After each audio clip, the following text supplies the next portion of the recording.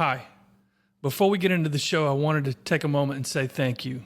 Whether you're a first-time listener or you followed us for a while now, we know you have choices, and we know it's a big world of social media.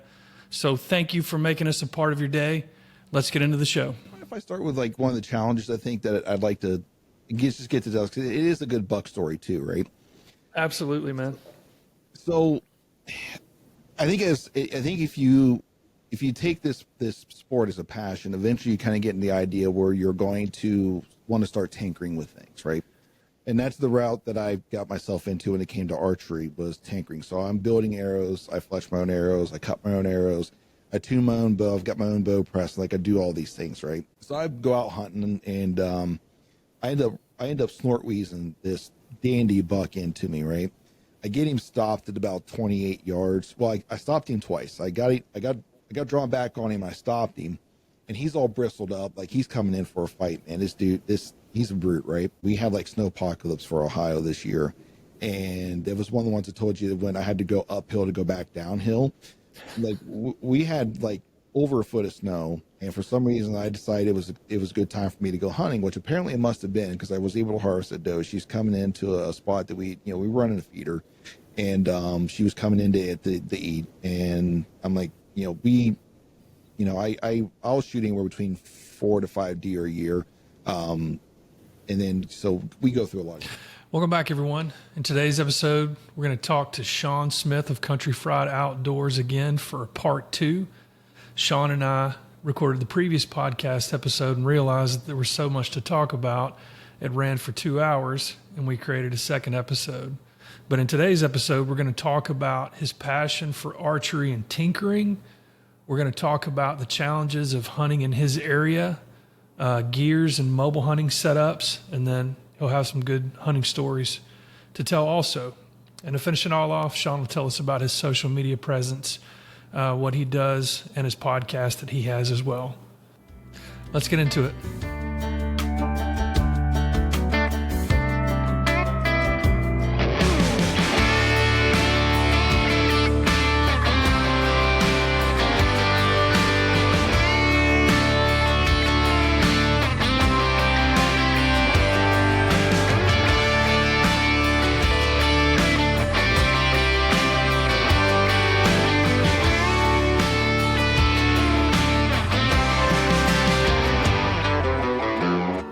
Mr. Sean, welcome back.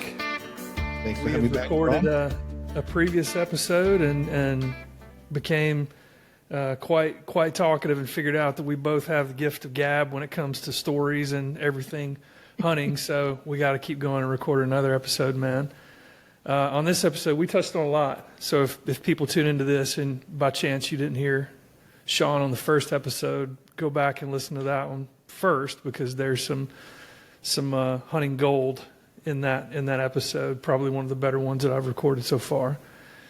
In this episode, man, I wanted to kind of get some stories from you about the trophies that you have. You're in a target-rich environment for big whitetails in the U.S. What we're told. And I'm guessing that most of the people that listen to this podcast love to hear good buck stories. So definitely want to hear a couple of those if you got them. And then some of the challenges that you've had maybe in your hunting excerpts here in the past couple of years, and then, maybe a snippet about some of the gear that you're into, the gear that you were into for this year. Yeah, absolutely. You know what? Do you mind if I start with like one of the challenges, I think that I'd like to get to tell, because it is a good buck story too, right? Absolutely, man. So I think if you take this sport as a passion, eventually you kind of get in the idea where you're going to want to start tinkering with things, right? And that's the route that I got myself into when it came to archery, was tinkering. So I'm building arrows, I fletch my own arrows, I cut my own arrows, I tune my own bow, I've got my own bow press, like I do all these things, right? And so there was a time I was messing around with 4 fletch versus 3 fletch, and then I watched some people say, hey, you should probably, if you're fletching arrows, you should probably use all the same colored fletch. And the reason why is if you have to tune the arrow, or tune later on, or knock tune later, that you have like 3 or 4 spots you can use, and it doesn't look weird because you have a discolored cock vein versus the 2 hen veins. And so now it's that cock vein, if you have to rotate it, will be off from where it normally would be. So it looks odd. So just use all the same color, right? All right. That sounds like a really good idea. I'll try that. So, all right. So I did that, and I was doing that for a really long time. And then I'm not going to name the brand of lighted knocks that I was using, but I've used lighted knocks in the past. I've not had any bad issues with them, but this particular brand, and it might have just been that brand with the arrows I was using, I noticed that there was a little bit too much play, and that they would easily rotate inside the shaft. So if I say like when I go to pull it off the string at the end of the night, I didn't have a chance of shooting anything, or I didn't have a chance at whatever, right? I go to pull it off, and then if I don't pull it off straight, sometimes I can rotate a little bit when I pull it off. So one time I caught one of the knocks kind of sitting awkwardly between offsetting the veins, because typically with a 3-fletch vein, you want your cock vein up or down one way or the other, but your knock's orientated to that, right? Mm-hmm. Well, I noticed it wasn't that way, so I'm looking at all 3 of these white veins on here. I'm like, which one is my cock vein? I don't remember. And this is another tip: if you're going to do that, make sure you mark which one is your cock vein, because that will save you a lot of headaches. So I had rotated the knock to what I'm like, well, I think it was this way, so I rotated at that point. So I go out hunting, and I end up snort wheezing this dandy buck into me, right? I get him stopped at about 28 yards. Well, I stopped him twice. I got drawn back on him. I stopped him, and he's all bristled up, like he's coming in for a fight, man. This dude, he's a brute, right? And I stop him once, going through my shot sequence, he starts to move again. So I'm like, all right. So I give him a little bit more time. I stop him. He's about 28 yards. Put my 30-yard pin right where his heart would be, right from my angle. Go through, get the shot off, and I watch that light and not go like too far to the left. So he's facing from right to left. So his butt's right, his head's right, the head is left. So I'm watching that arrow track too far left and too far low. I'm like, what's going on here? And it ends up hitting him through the brisket. The deer lives. We got him on camera like 2 days later chasing does. Right, the deer's fine. Right. And I'm like, what just happened there? Because like I've shot this bow for, I've been shooting a lot. I'm out to 100 yards with broadheads, fixed blade broadheads with this bow, hitting fairly well, right? So I take that bow home. Next day, I got to figure out what's going on here. So I go out, take that same arrow. I was using the Montech M3s at the time, not the broadhead's fault. None of this is the broadhead's fault. But what happened was, I'll tell you what happened was when I moved the knock, I moved it to the wrong spot on the arrow, but that's what I figured out. But so I go home, I draw back, I shoot it at the target, and it, once again, low left. I'm like, that's not right. So I'm like, well, maybe I rotated the knock. That's the first thing that came to mind. Maybe the knock's not in the right spot. So I rotated the knock one more fletch, and then I went back, and then I shot again, and it was right in the freaking center of the dot. I'm like, that's what had happened was I ended up doing that. So one of the biggest challenges I think is that, there's several things that I run into. Sometimes, we could talk weather, we could talk all these things, but sometimes it's the self-created challenges that we have because we tinker a lot. And there's certain things we just got to learn, just leave alone. Like sometimes good enough is good enough, right? Just let it go. That's one of my other big problems I have is that like, I know what I'm capable of shooting, and that's not like trying to toot my own horn. I know what I'm capable of doing. Like if you go through my Instagram feed, I shot an apple with 200 yards, right? I know what I'm capable of doing with my bow. If I'm having a day that it's not working out that way, I immediately want to start trying to tear the bow down instead of like, hey, you know what? Stop. You know darn well it's not the bow. Something's just not right today. Come back to it tomorrow, right? But I immediately want to jump on that, and that kind of stuff usually can get me into trouble because I'll end up having to move everything back again once I'm back into the space that I need to be in to be shooting. But that buck, honestly, I would have loved for that to have been just a clean miss because I didn't want to like wound the deer, but I'm happy that it wasn't. That the buck is going to be fine, or he was fine. Like he made it through the season. He was okay, right? Like I said, I prefer that had been a clean miss, but for what it was, I didn't gut shoot him. I didn't, or something that was going to be a long and painful death for that deer. It was, you know what? They probably do worse to themselves during the rut. So it is what it is. He'll Yeah. make it through. So Yeah, that's a good outcome, man. It sucks to make a bad shot on an animal like that, but it's even worse, when they run off and you don't see them on camera anymore, and you're yeah, pretty sure that they didn't make it. yeah. That's happened. Anybody who's bow hunted has probably happened to. But that's completely unfortunate when that happens. Well, sometimes you make the best shot, and you made a Yeah. really good shot, and it just happens. Like animals have a will to live, and like people, like any other animal on this earth, some have a little bit more will to live than others. Some are going to be able to get, do amazing things, or will do things that you're told they won't do. Like the number one myth, I think most people are told that wounded deer won't go uphill.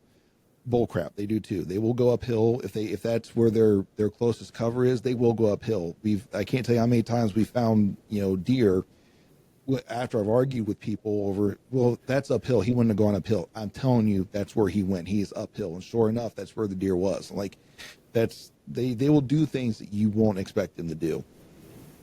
I've seen some wild stuff, man. I had on the other episode that we recorded, you mentioned that, your place, you'd killed some deer that had gone into places when you were like, oh my gosh, how are we going to get this out? That happened to me last year. And I firmly believe the deer that I shoot, as a last fleeting FU, find the nastiest piece on the property and go, like I've had deer jump in ponds, like in the pond. This one was off in a gully, like we had to get ropes and winches, and it was a nightmare. So what's on your place, man? What's one where you're like, okay, we're going to have to quarter impact this one out, or it's like, all right, I got to call in the cavalry to come help me retrieve this deer? I've never made it that far yet. I have called people to come help me drag deer out before. Yeah. Generally speaking, if I shoot one, not so much these days, but earlier, probably a few years ago, mostly back when Country first started, back in 2020, I first started, there was a little close friend group of us that were still around. Like if we got something, we would call everybody, but we're all busy these days. So usually it's me out on my lonesome, or I'd take one of my boys who are becoming adults now. They can come help me drag out. But there was this one doe that I shot. We had like snow apocalypse for Ohio this year. And it was one of the ones I told you that when I had to go uphill to go back downhill, like we had like over a foot of snow. And for some reason I decided it was a good time for me to go hunting, which apparently it must have been, because I was able to harvest a doe. She's coming into a spot that we were running a feeder, and she was coming in to eat. And I'm like, I was shooting anywhere between 4 to 5 deer a year. And then, so we go through a lot of deer. We eat a lot of deer here at our house. Like it's probably my oldest kid is on me now because he wants me to go shoot a deer because he wants more deer meat. So we all I've been blessed that way that my entire family loves deer meat, right? So I'm not the only one eating it. And, but so I go out, and this deer, made a pretty decent shot on her, watched her run. And then as I'm watching her, she veers off to go down the wrong side of the ridge, because if you look at the ridge comes across off to the right of the ridge, takes you down to a neighboring property, which I probably could have got permission to drag her out on if I asked, but I didn't want to bother them. I needed her to die on the other side to go off to the left, because that's the way for me to get out, right? No, she goes off to the right. So now not only am I in like a foot plus of snow that I've got to drag her uphill on, but I'm a good ways in. Like I bet you if you actually follow the trails I have to walk, I'm probably at 3/4 of a mile through the zigs and zags of where I'm at on this property. I mean, it's not a ginormous property, but it's easy to hit a mile if you the way you have to zigzag to get back in there. So not only am I that far in, like I'm in the very almost back part of the property from where we access it from, and there's no four-wheelers getting in there. My four-wheeler got bogged down, it wasn't enough clearance because of the snow for me to get the four-wheeler in. It was bogging down. So I have to drag this deer out. And the thought crossed my mind when we were going back downhill. It's like, I bet you I could ride this deer like a sled down this hill. I didn't do it, but the thought crossed my mind. And I'm like, I bet you I probably could, but I didn't. We ended up, funny as it is, I was like, I better not. And but no, that was a rough one, because I tried calling my buddy. He couldn't make it out to help me, so I was by myself, and it took me, I think, 2 hours for me to get that deer out. And it wasn't a big doe, but it was a decent Ohio doe. And like I said, it took me 2 hours to get her out by myself. And there was one of those points where I'm sitting, I'm like, I don't know why I did this. Like, I was really seriously questioning my life choices at that point. But I know, man, it's all fun and games when you take the shot like that. But as you're watching them run off, and it we all want to make good shots on deer and limit, this is where it gets into like fixed blade, mechanical blade, broadhead, blood trail, like the whole thing. And people are passionate about it. I did a review on G5 Mega Meat broadheads on my YouTube channel, and stirred a hornet's nest up kind of on some of that. But it's, you never know how far something's going to run. I mean, right. you touched on this earlier, like the will to live. When that kicks in and deer take off, I mean, you don't know if they're going to run 40 yards or if they're going to run 140 yards. And that extra 100 yards might have a lot of terrain features that you do not see or have not seen. And that's been the case for me. So there's briar thickets and just nasty stuff, man. So I've had more than my fair share of tracking jobs and, strenuous deer recoveries by myself. But I'm also no spring chicken either, man. So this touches on the whole other thing. I saw a statistic, and it's kind of morbid, but I think it was produced last year, where it was talking about the percentage of deer hunters in Pennsylvania that were dying from heart attacks because they're getting out and like either having the strenuous walk in, walk out, climbing trees, the whole thing, or you have this, 200-pound plus animal now that you got to do, is literally dead weight that you got to do something with. And I was one of the people that was just making it on metabolism. Like, I'm getting up, going to work. I may stay active and do some stuff like that, but I'm not doing like specific training to like stay fit and focus on this. And so last year, year before last, I got gassed going into a place, and I'm thinking to myself, if I'm gassed walking in, like if I shoot a deer back here by myself, and worst case, if I quarter it up and try to pack it out, that's still going to be an extra 100 pounds on my back, and I'm already gassed. And so I think that's one thing that a lot of the people, as they get older, I would say are starting to come to terms with, or at least I am. I won't speak for everyone, but are starting to come to terms and grips with, is like, all right, so, and I feel like this clock is ticking. So I'm 47. I wish I would have started doing this when I was, 17 or 16 and, really kind of did adventure hunting and all that. But I see, like, now I feel like the clock's running down, and I have these, 15 years left, maybe. I'm trying to stay as active and as, prepared for this as I think I need to be. And this gets into like the area that you're hunting too. And one thing that most people don't think about is like, all right, well, this is great. I'm going to go, this is a thought that I had, and I'm guessing that some people did too. I'm going to go back where the deer are, like the farthest, part away from people. And that's usually where the deer are. But guess what? When you harvest the deer back there and you don't have, vehicle trails, all this other stuff to get it, you got, like, now you're literally rucking it out, and so it gets into a whole different set of things that most people probably take for granted until it's like a real challenge or a real problem.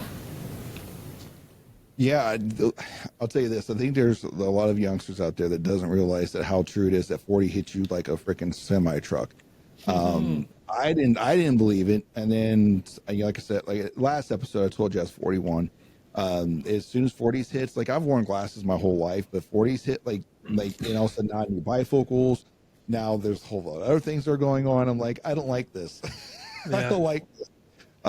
because I've also had conversations with people that, you know, we talked a little bit about hunting out west in the last episode, but I've also talked to people that tell me that, well, I'm waiting until I retire, I'm waiting to this, I'm waiting to that. And I'm like, listen, you've not been out there yet. I know that you're in pretty decent shape, but I'm gonna tell you this: those mountains aren't getting any shorter, and you're not getting any younger.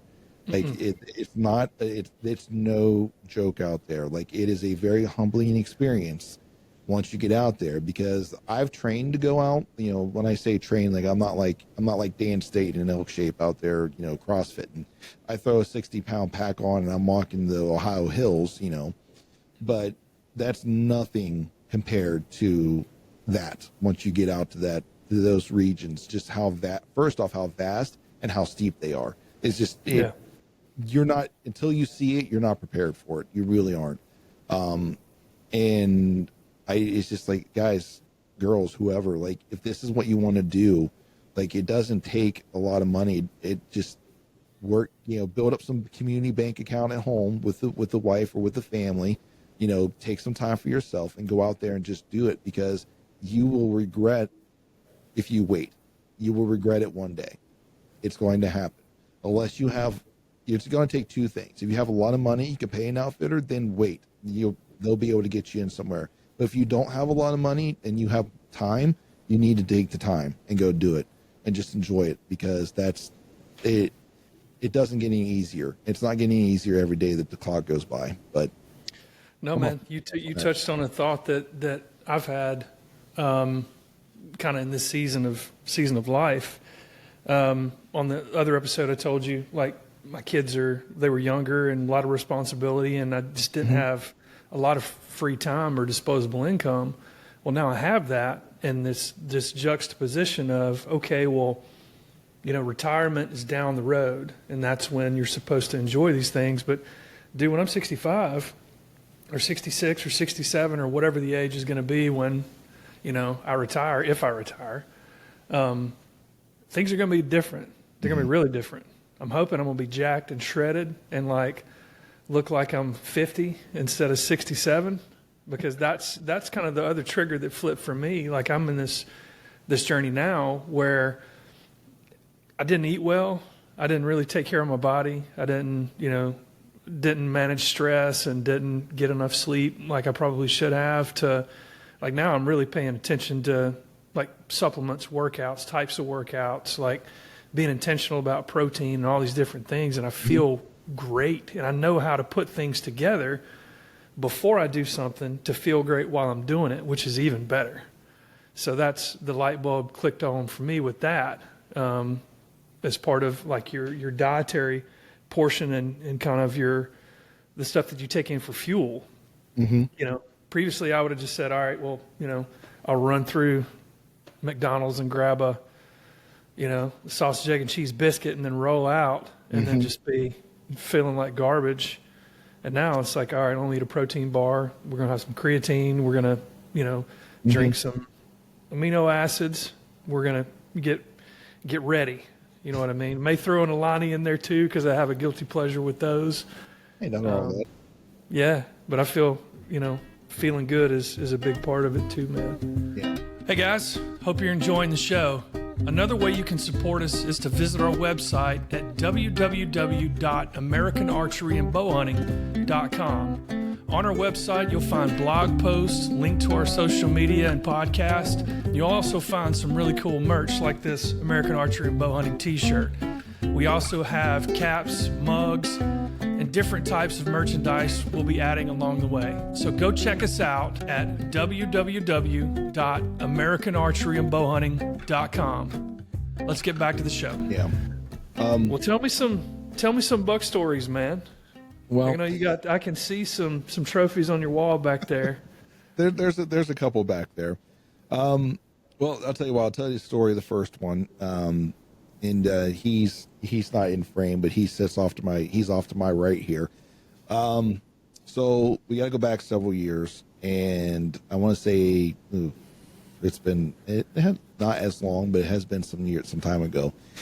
So the year before I shot this deer, I had my first opportunity to where things came together to where I was able to get an arrow off at a what I would call a trophy class deer for myself. Right, this is at least 125 and better. Right, I'm not. If you follow my channel, you know me. I don't promote a lot of like that stuff. Like, go be happy. Be happy with what you harvest. Yeah. Like, if it's a 2.5-year-old six point, you're happy with it. I'm happy for you, right? This is not. I don't judge for that kind of stuff.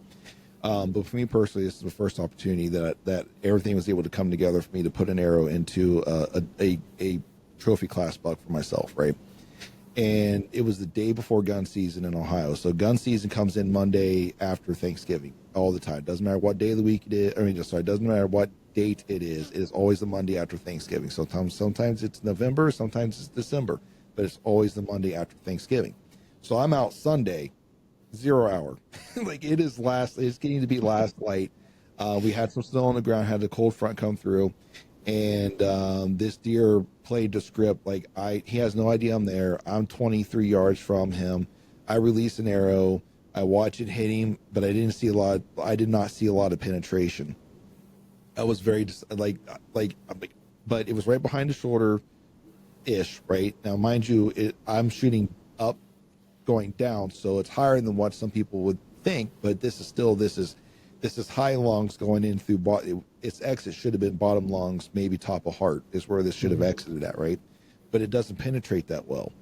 And I think this was my third strike with the certain broadhead, not naming it, but it was the third strike with this broadhead, because I had shot 3 deer that year and didn't recover a single one of them. Brother, I've been there. And once again, I know there are people who have used this broadhead, so I'm not going to sit here and say, oh, the broadhead, although that's what it sounds like I'm saying. But I've known there's people in my camp that uses them and has had success with them. But for me, for whatever reason, it just left a bad taste in my mouth. I lost confidence in them, and I never used them again. But that was the one moment, the last moment that one of those broadheads was on the end of my arrow. Well, anyways, he ran off and ran down the hill, and I waited for a little bit, and then I started calling my buddies, and then I wanted to go back and meet them, because I had to go out and around to go back to where my truck was to go meet everybody, because I actually had to drive the 4-wheeler road because my truck wasn't making up the hill, the drive, because it's just how snowy and slick it was. So, or my 4-wheeler road. So I didn't even jump on my 4-wheeler because I didn't want to spook this deer, because I figured he just ran down to the bottom, he's going to lay there and he's going to die is what I'm hoping, right? Well, I start going down. All of a sudden I see this big buck standing down at the bottom of the road looking at me. I didn't know at the time, but I mean, I assumed that was him, but there was no arrow there. The arrow was gone, like, because I had a light and knock. So I seen the arrow, him run off with the light and knock. But there's no light and knock in him. And he had took off, and, he seen me, and then he took off and on a sprint, and I didn't know for sure it was him, but I assumed it was him, which it turned out to be him. Long story short, we tracked him for a very long time. We kicked him up one more time, and then we went back the next morning, got permission to go back in. Now, mind you, this is gun season now, so everybody's out, but they were gracious enough to give us permission to go look, and we just lost blood, never did find that deer. So that was the year before. Fast forward to the next year where I got this, where this one worked out. Opening day, I go out, and we got some early season photos of this deer, so I kind of got an idea that this deer is coming through the area. He's a solid 130, I would put him at, right, class-wise, right? And I've never had him officially scored, but I'm assuming that's where he sits at compared to some of the other ones I've had scored. And so I've got him on photos. He's coming in almost every morning in this area. So we set a tree stand up there, right? And it's sitting kind of inside from this field edge. So I go out the opening day, and I see him, but he's walking the field edge. None of the deer come in where I'm at. I'm like 30, 40 yards inside the tree line, because that's where we've got photos of him at, thinking that's his route to go to bed. But all the deer kept walking the field edge, would not come into the tree line. Wind's not blowing that way. Like, there's no reason for them not to be coming in here. So morning passes. We get to the point, about 10, 11 o'clock. All right, it's time to, kind of pack up and go. So then we got a rainstorm coming in too. So I go and I talk to the property owner. I said, hey, seen him today, but he followed that tree line. Like, he did not come in. And we started talking. He's like, well, there's this cherry tree that sits out there. I think would be a good place to put a stand. While we, it's getting ready to rain, and we kind of had this idea that if it's going to rain, it's a good time to go do stuff because it will, quote unquote, wash your sin away. we'll just put it that way, right? We'll just, I don't believe that anymore, but that's what we believed then, right? Oh, wash our sin away. So let's go make the move now. So him and I went and put this new stand in this cherry tree, which is on the field edge now, which is only about 20, 30 yards from where this ladder stand I was sitting in was, right? And I couldn't hunt the next day. I don't think. I think I had to work. I was working I was working as a police officer at the time. Still young on the department, so I couldn't make it out the next day. But the next morning I went out, or the morning after.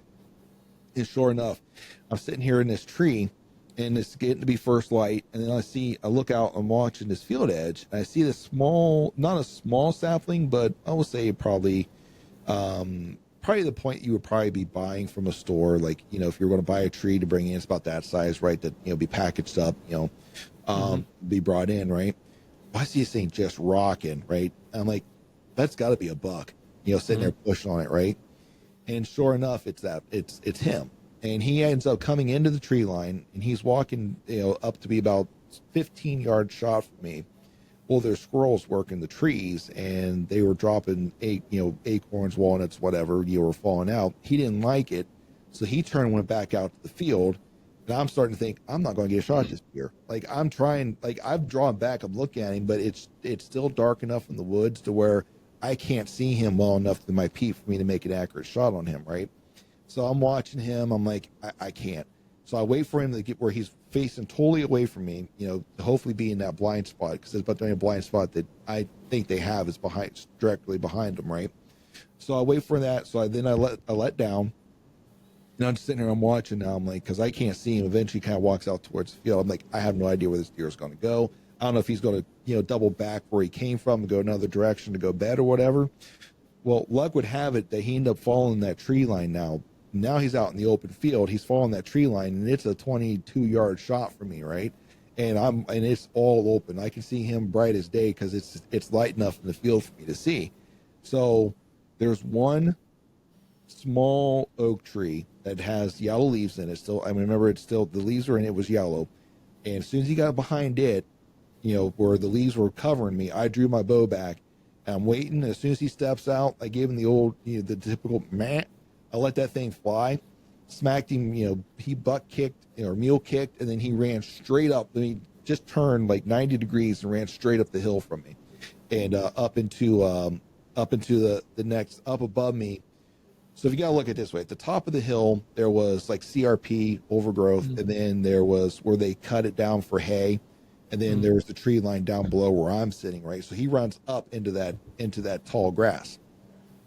So I'm excited. Like, I finally, again, I've got a good arrow and a buck, right?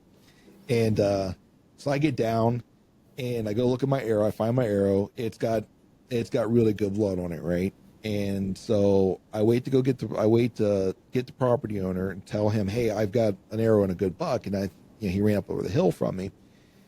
And we got permission from the property owner because it was another property. We had permission to like shoot into the field if we needed to, but we didn't really like per se get permission to go recover a deer, but we wanted to be all up on that. Like, hey, there's a deer we need to recover in your field. Is it okay? Dude was okay with it. And we didn't make it to like 2 steps into that CRP. Like, he made it maybe 2 or 3 yards inside that CRP and keeled over dead. Like, I'm looking at him. I'm like, I did it. I freaking finally did it. Like, this is the Made first it happen. one. It's the first one that's going to go on the wall, and it's been a long time. Like, I had bow hunted, I think, probably at least 5, going on 6 years before I got the first buck to like put up on the wall, right? So I've been gun hunting even longer than that to actually have an opportunity at a buck to put up on the wall, and like all the heartbreak from the year before going into the actually being successful and actually locating this deer meant a lot to me. So, so yeah, he's the first one to go up on the wall. He's still, he's the numero uno on the wall. So it's like, I can't complain. It was a good story. It was good. It was a good cat. It was the earliest I've shot a deer too, up until that point. Like, I've never shot deer because this was like the second day of October, somewhere in the first couple of days of October, because our bow season comes in the last Saturday of September. So I'm assuming that was one of the later dates, maybe the 29th, somewhere that season actually came in for us. Like I said, it was like very early October that I ended up shooting. Got it done quick. Well, we got him early enough where he still on his summer food to bed pattern, right? And I attribute, number one, the photos we had of him, and then also getting that most recent information on him and what he's doing to move that stand. Because if I would have never moved that stand once again, or moved my position, even though it was 20, 30 yards, it wasn't a big move, but it was enough to put me in a position to give me a good bow shot on him. If we would have done that, that would have never happened. Oh, dude, it makes all the difference in the world. So my friend group and I have gone like mobile hunting now. We still have, we have a couple of hard-sided blinds on our place that we set up, as kind of sit and wait type places. But we've found that the bigger bucks and the nicer bucks are not coming to the same areas most of the time that the other deer are. They're, kind of moving, taking different paths and everything else. And so we literally will go set up in a spot and have the first, second hunt, and then get recon and see what's happening. And then we'll pick out the next spots and the next spots and the next spots. And I think that's so vital.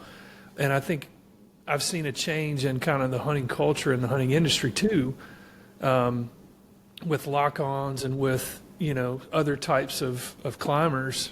People still really use climbers anymore. But I can remember having ladder stands and these big heavy stands. And once you get them out there and assemble them and chain them or strap them to a tree, you're going to have to get two guys to come help you move that thing. And so when you set it, you better set it in a place that's going to have some opportunities, right? And I think that's one of the mistakes that I made as I was, kind of figuring this out when I was younger, was hey, this looks like a good spot. If I was a deer, I'd be here. Boom. I put up a stand. And then I'd sit there religiously. I'd just sit there and sit there and sit there. It's oh, the deer are not moving. It's of course they're not moving. They're not here. Or they know you're there, and exactly. they know that stand's there. Not going in there. It's so funny, man. But I think that's the paradigm shift that I had, was to be to be curious, but also be maybe a little more risk tolerant when it comes to hunting deer. Because I'd been the hunter that's oh man, we don't want to go here, we don't want to do that, the sound of this, or all these things, and that's important. Don't get me wrong. Right. But there are a ton of videos on YouTube, man, of people the hunting public guys. It's almost comical sometimes. The Seek One video. Have you seen that? Where that guy kills a 180-inch buck by he literally stalks right up on this deer when it's bedded down and sits there and waits for a couple of hours, and then he's just sitting there, and the deer stands up, and then he shoots the deer. It's fantastic. Anybody listen to this podcast episode, go watch that video. That'll give you hope for stalking and doing things other than just sitting and waiting in a spot. But that switched for me about 2 years ago. And so I'm still, a little skittish when it comes to some things. I'm a wind guy.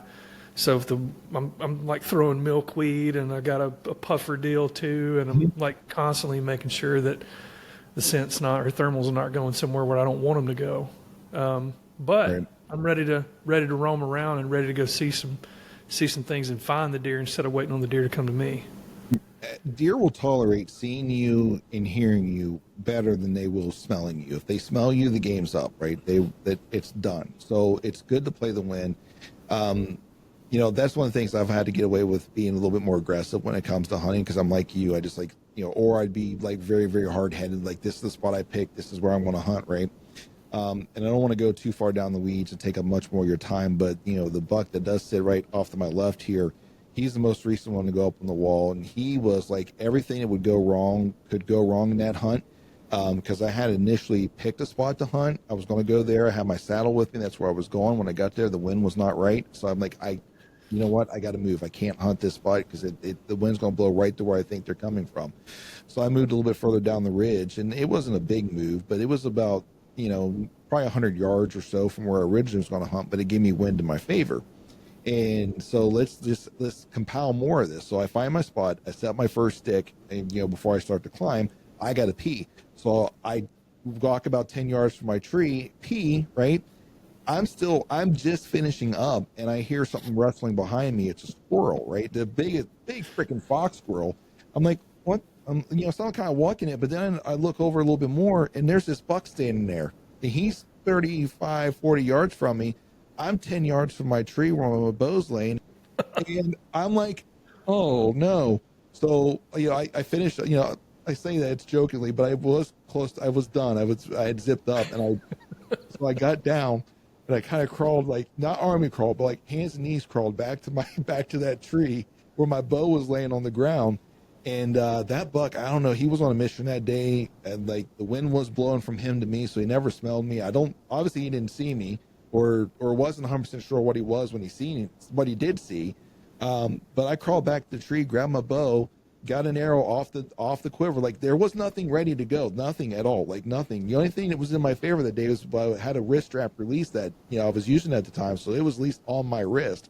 But I had to pull an arrow off the quiver, load the arrow, get my hook up to the string, and then once all that was done, I'm like, this is actually going to happen, because that buck just kept coming. Like he just kept walking like nothing was wrong. Stopped him at 20 yards, and I end up ran an arrow through him, and I don't know if he ducked or if I just seen enough brown, just because of everything that was going on, enough brown in the sight picture, and let the arrow go, because I ended up spining him, but he hit the ground right there, walked up to him, and end up putting another arrow into him to speed the process up. But didn't have the blood trail. That was the only positive of all that. I didn't have to blood trail him. Always a good day, man, when you don't have to blood trail, or you don't have to blood trail far. But so there's so many things that I think we hear not to do hunting wise, like, oh, don't do this, don't do that. Like I think sometimes we're just a little too cautious. Mm-hmm. And that could give me a whole nother tangent. Like if we ever have a chance to talk on an episode together again, like we can go into some other tangents that I'll get on a soapbox. It's very easy for me to get on a soapbox about this stuff. But I think sometimes we get a little bit too cautious when it comes to these things. Now, granted, you can't be reckless, but you gotta make the right moves and be aggressive when the time is right, when the time calls for it, or you're just going to watch things go by you, and it's not going to happen. I could still be sitting in that tree, that ridge right now, at that one spot that I originally picked, and would not seen a thing, because everything would have smelled me, or everything knew the gig was up. And, hey, I made a change, had to go do this, and now granted, it worked in my favor, but I'm wearing, I didn't add this, I'm wearing blaze orange during this time, right? Because it's youth season. I can go out with my bow during youth season, so the youths are out with their firearms, but I have to wear blaze orange at the time. So I'm not in like just full camo. I'm wearing like bright old orange, which, we select orange because they quote unquote can't see it, but still, I'm not, in no way, shape, or form, I'm not a little feller. I'm not fully camouflaged, and I still made that work by crawling on the ground back to my bow, 10 or so yards with a buck within 30 yards of me. So, hey, it can happen, Yeah, no, man, I literally told myself the other day when I was out at our place, I have kind of this saying to kind of get my head space right. It's like, I tell myself, don't go sit, go hunt. And what I'm kind of intentionally programming myself to do is not just go take the easy route and go sit in a box blind and get on my phone and watch TikTok, and wait for a deer to come to a feeder. Like, that's fine. We'll do that. We'll get some does and meat for the freezer. But there are specific deer on our place that we're after, and we're, gathering intel and figuring out travel corridors and all these places to try to actually hunt these deer. Yeah. So that's been the kind of the intentional thing that I've had to tell myself over the last couple of years is like, all right, get off the sidelines, start participating, and push a little bit more. I'm not going to bust up in there and blow a buck or every deer out of a bedding area and ruin it for, the rest of the season. But I'm probably going to try to get as close as I can now.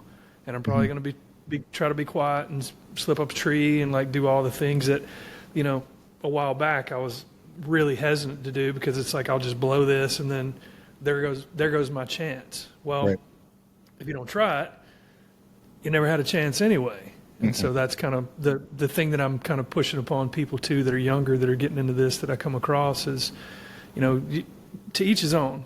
If you want to go sit and that makes you happy and you enjoy it, please do that. But if you want to pursue mature whitetail, you're going to have to be creative, and you're going to have to get out and do some things that are probably a little outside of the box. Absolutely. Absolutely. Which I think brings me to the point where you want to talk a little bit about equipment, about there's the one piece of equipment or something that we use or that we have now that's right. That's beneficial. And it's been my transition and then I can't necessarily just, maybe this is very crappy of me to do it this way, but it's hard for me to pick just one aspect or one piece of this equipment. I want to talk, give me the opportunity to at least talk about a system then. And that's the saddle hunting system, right? Since I've transitioned to that, or we can even just say mobile hunting in general, like getting the idea behind the mobile hunting versus, yes, it is nice to have a lock on stand some days to where it's there and like, what, I just let me go to the stand, let me sit for a little bit and we'll go from there. I get the convenience of that, but to make real opportunity happen, the mobile hunting has opened up a lot more windows and a lot more opportunities. And the saddle, see, I got into the one stick method where I rappel down out of the tree. Like I've done the multi-stick thing. I've done the multi-stick with aiders. Now I've got into the rappelling part of with the one stick. I will not go back to anything else. Like, Nice.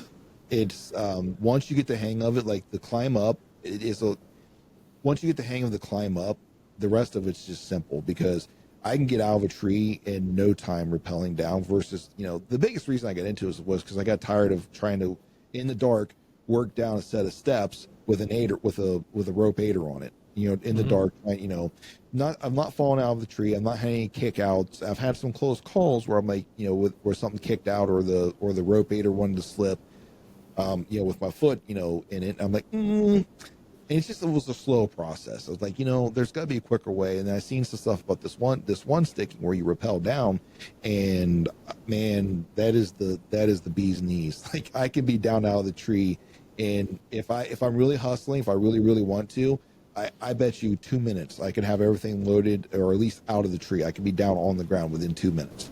Yeah. So, yeah. I haven't gotten quite to that yet, but that's something that I'm going to try this year.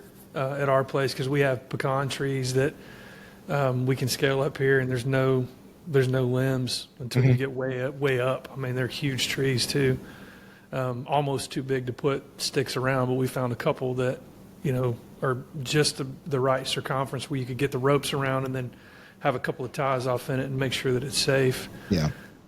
I've also been the guy who's been like too egregious placing the steps. And so I'll try to like get up the step and it's like, oh, we're not doing that. Or I'll get up the step and hunt and then come down and then my knees touching my chin and I'm like hanging back off the tree. Like I've had a couple of those. Yeah, we overcompensate a little bit with those. Like, I can make this. They're like, no, I can't. No, I can't. It's usually my first stick too. If I do that, it's the first stick. I'm like, oh, this ain't working. Yeah, no, I know exactly what you mean. And, now I got it pretty much down because I just have the one climbing stick now that I move up the tree with me as I go, with an aider on it. So I've got a kind of an idea of where every now and again I have a lapse in judgment. But for the most part, it's one of those things. Once you've done it enough, like it's like anything, right? You do it enough, you get quick at it, right? And you're not going to be quick at first. Like even my first climb of the year, which you probably should do at your house or somewhere that, not in the hunting woods, is to be your first climb of the year just to get it done and over with to kind of refresh your mind. But, I'm human, I'm me, and I didn't do that. So my first climb of every year is a little awkward, but by the time my second, third climbs in, I'm like, all right, I got this down again. Yeah, you got it dialed.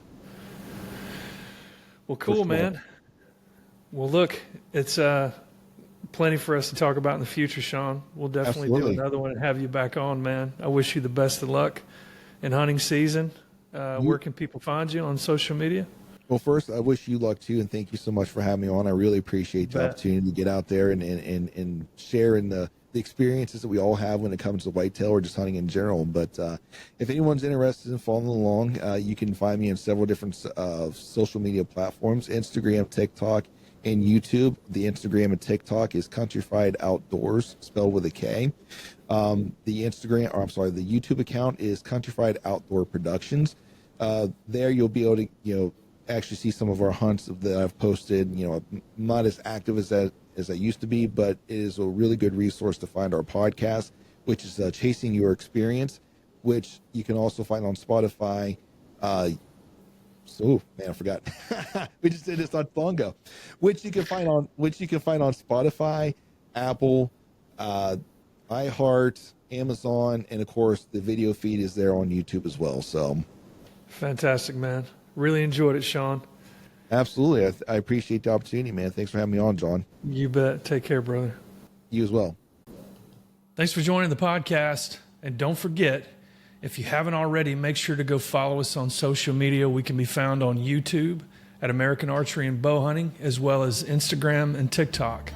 Also, if you've enjoyed the podcast, please don't forget to leave us a rating and drop a comment in the episode. Thanks, and see you next time.